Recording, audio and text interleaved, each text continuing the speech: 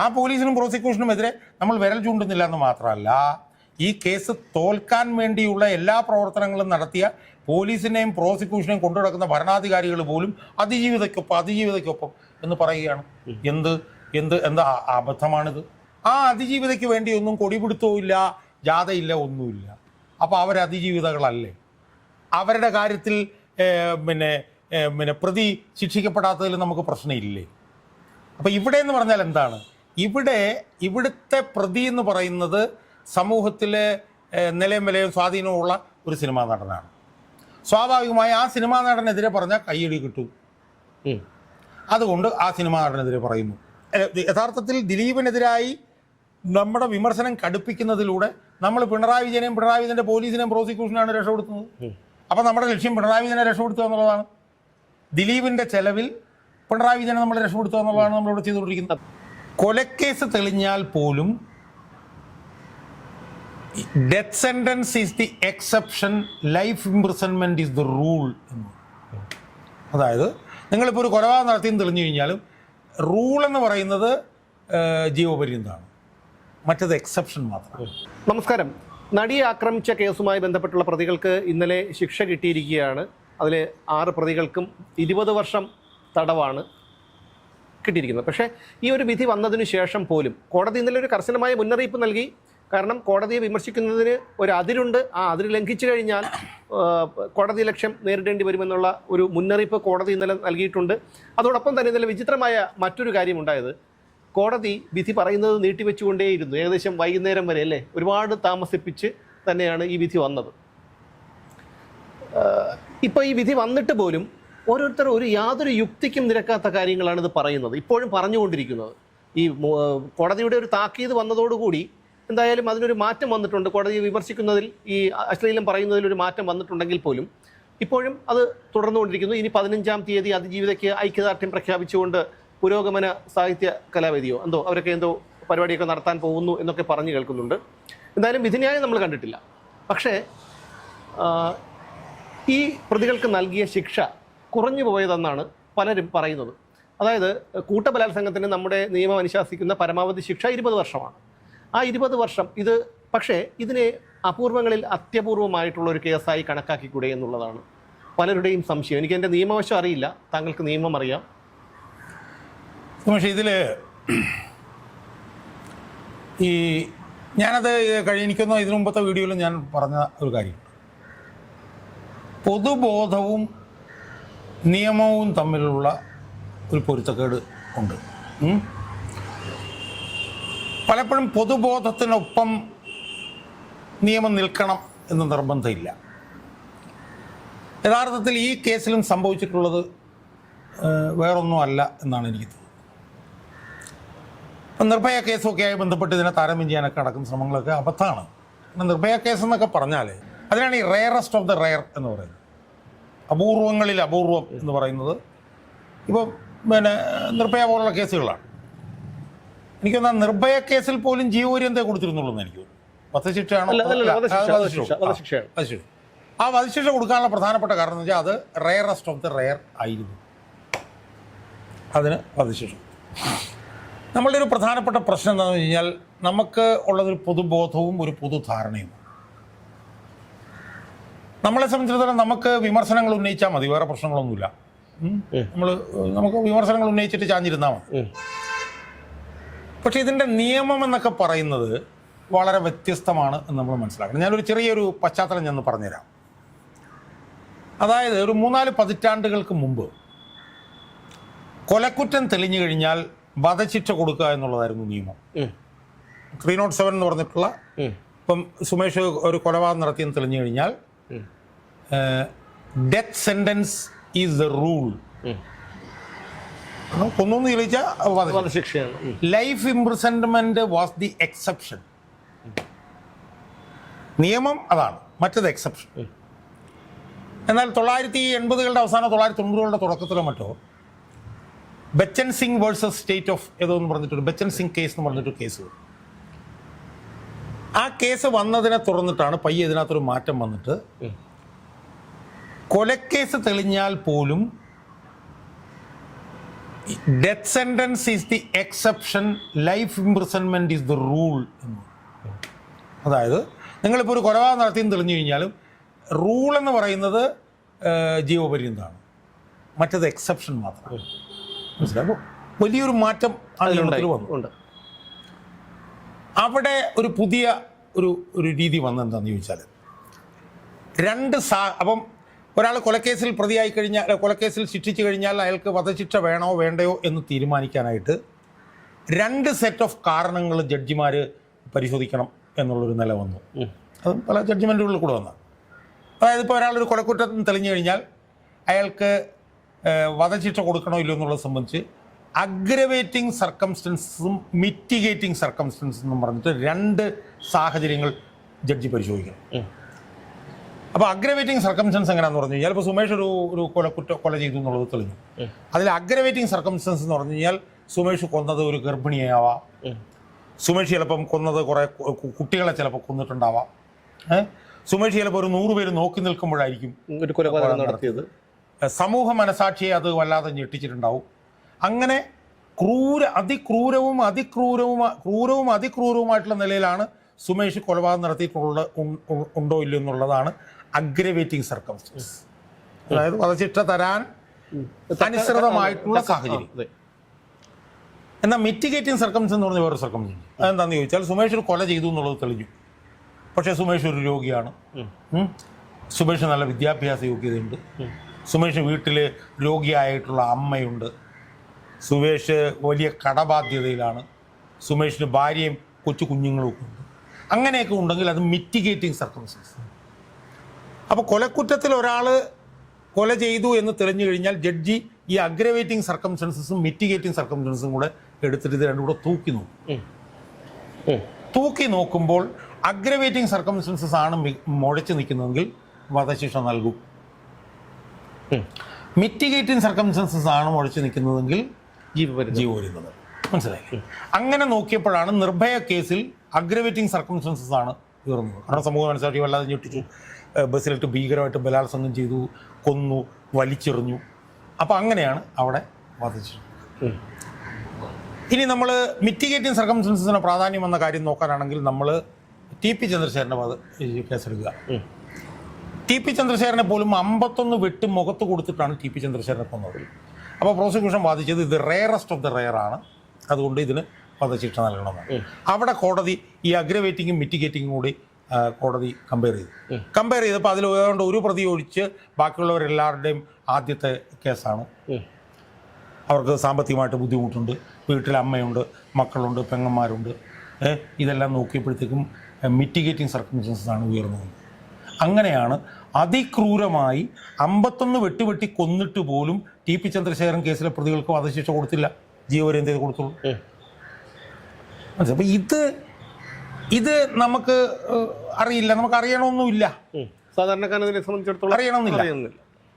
അപ്പോൾ ആ സാഹചര്യത്തിൽ കൂട്ടബലാത്സംഗം നടത്തിയതല്ലേ അത് പിന്നെ ഓടുന്ന വണ്ടിയിൽ. അല്ല, അത് മാത്രമല്ല, ഇത് രാജ്യത്തെ തന്നെ ആദ്യത്തെ ഒരു കേസാണ്. അതായത് കൊട്ടേഷൻ നൽകി ഒരു ബലാത്സംഗം ചെയ്ത് അതിന്റെ ദൃശ്യങ്ങൾ പകർത്തുക എന്നുള്ളത് രാജ്യത്തെ തന്നെ ആദ്യത്തെ ഒരു സംഭവമാണ് എന്നതാണ് പ്രോസിക്യൂഷന്റെ വാദം.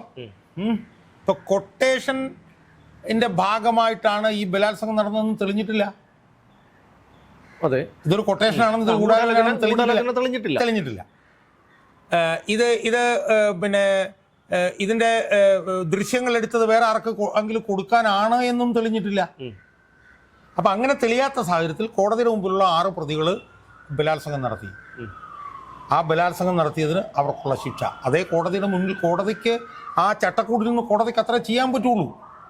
പിന്നെ ഇന്നലെ ഇപ്പം നമ്മൾ പറഞ്ഞു 20 വർഷം പോരാ എന്ന് നമ്മൾ വളരെ ശക്തമായി പറയുന്നു, നമ്മൾ അതിജീവിതയ്ക്ക് വേണ്ടി പറയുന്നു, ശരി.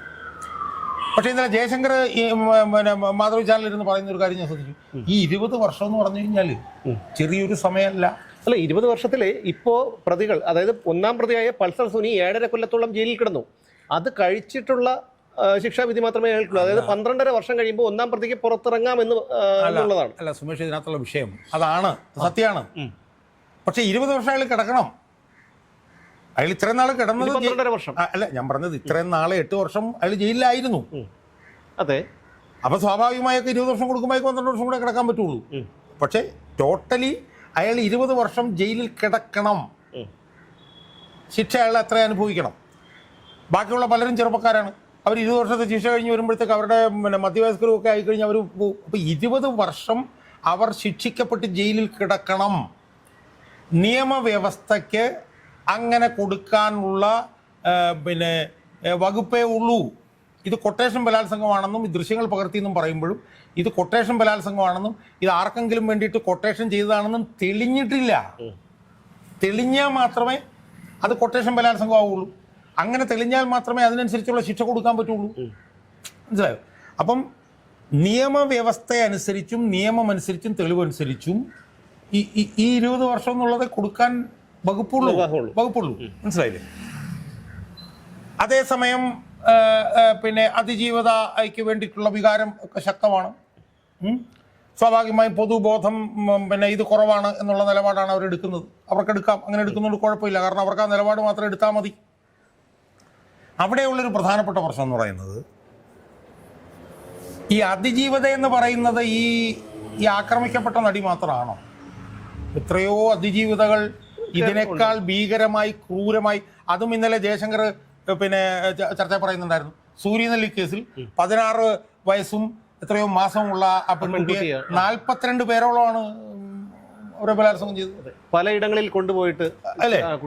ആ കേസിൽ എന്താ സംഭവിച്ചത്? അന്ന് 13 വർഷത്തെ ജീവപര്യന്തം ഉള്ളതാണ്. ആ 13 വർഷം ജീവപര്യന്തം മാത്രമാണ് അതിൻ്റെ പ്രതികൾക്കെല്ലാം കിട്ടിയിട്ടുള്ളത്. അപ്പം നമുക്ക് ഒറ്റ നോട്ടത്തിൽ പറയാവുന്ന കാര്യങ്ങളുണ്ട്. 5 ലക്ഷമാണോ അതിൻ്റെ മാനത്തിൻ്റെ വില എന്നൊക്കെ പറഞ്ഞൊക്കെ ചോദിച്ച് നമുക്ക് കയ്യടി മേടിക്കാം. പക്ഷെ കയ്യടി മേടിക്കുന്ന നമ്മൾ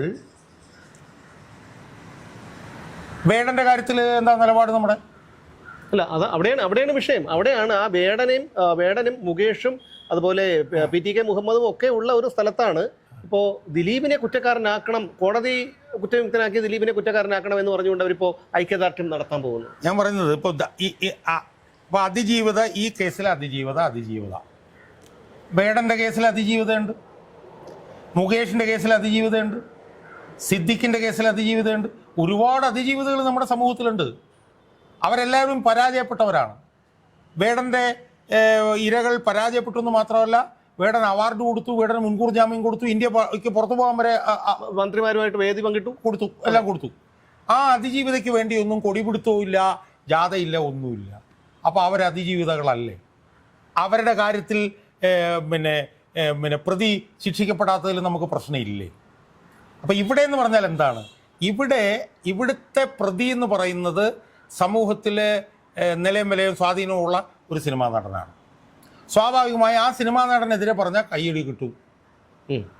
അതുകൊണ്ട് ആ സിനിമാ നടനെതിരെ പറയുന്നു.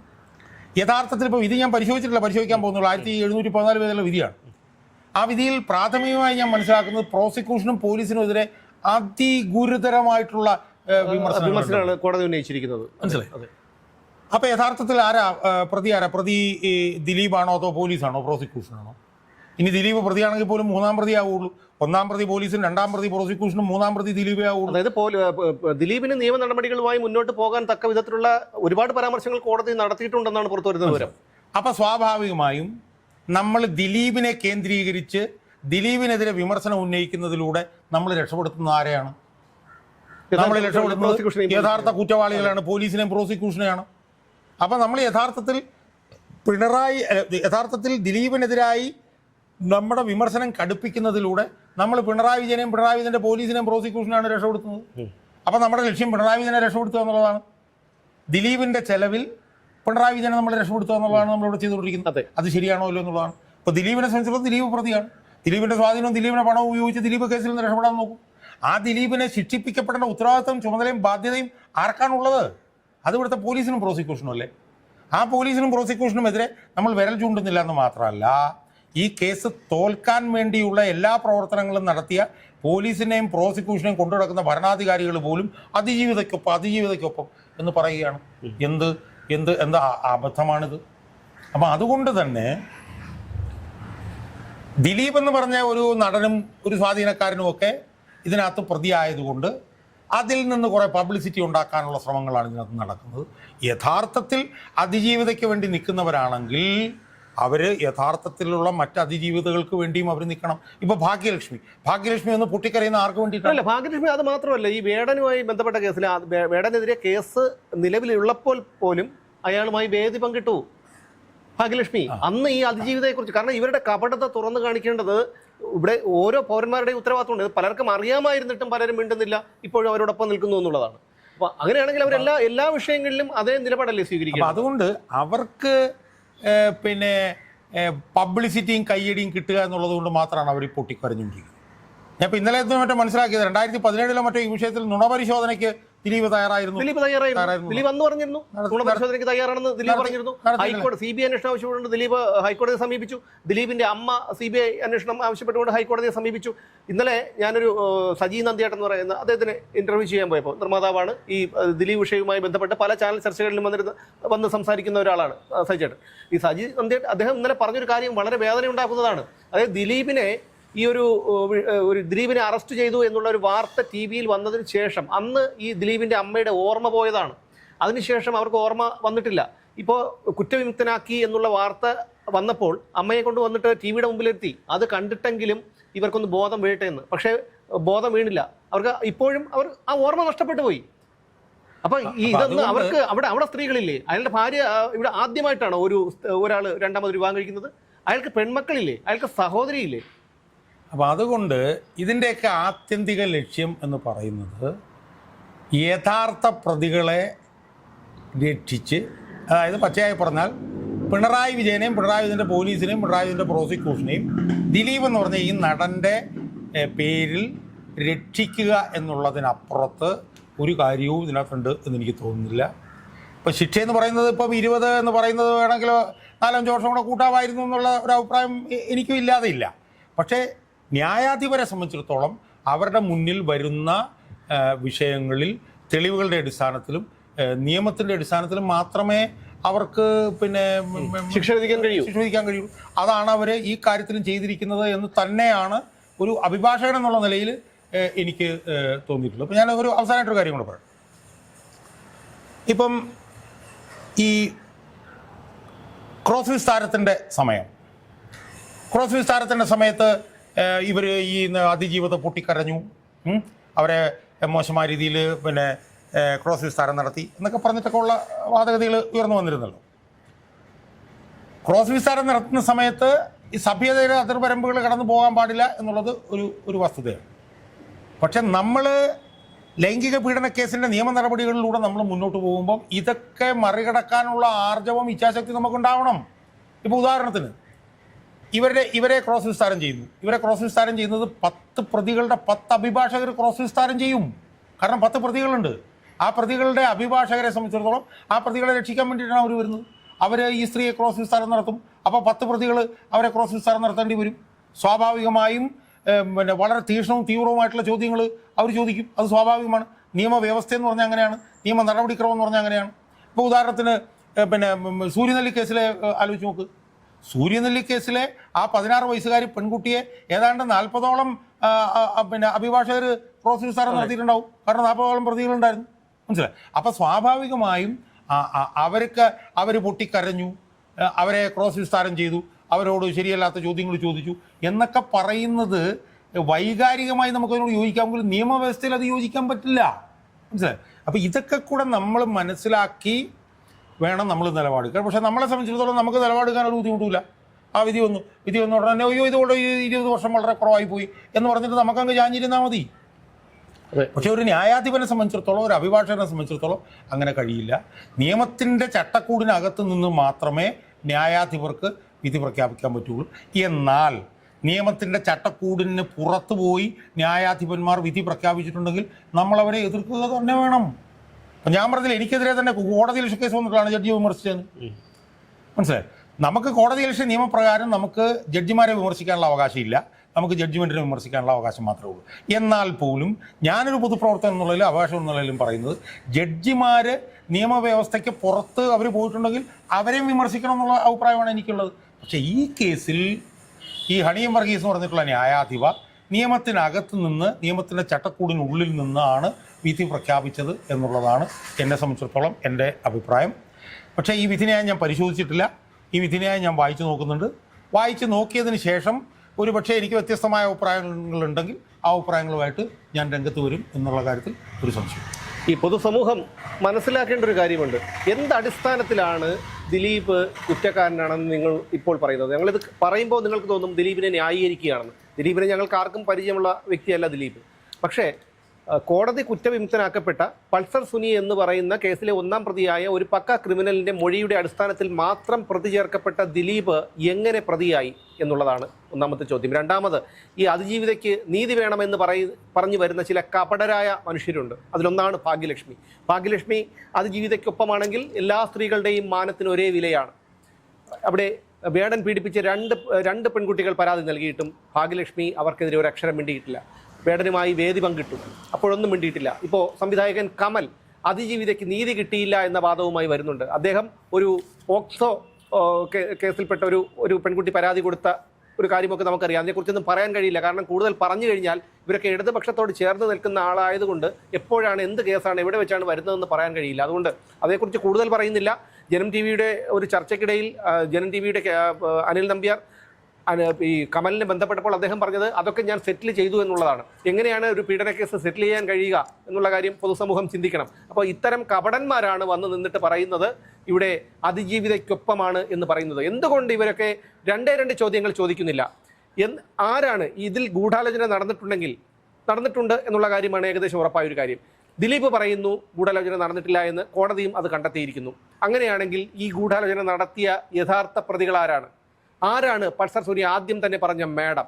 ഈ രണ്ട് ചോദ്യങ്ങൾ എന്തുകൊണ്ടാണ് ഈ പറയുന്ന അതിജീവിതയ്ക്ക് നീതി വേണം എന്നാവശ്യപ്പെടുന്ന അതിജീവിതയോടൊപ്പം നിൽക്കും എന്ന് പറയുന്നവർ പറയാത്തത്, ആവശ്യം ഉന്നയിക്കാത്തത് എന്നുകൂടി പൊതുസമൂഹം ചിന്തിക്കണം.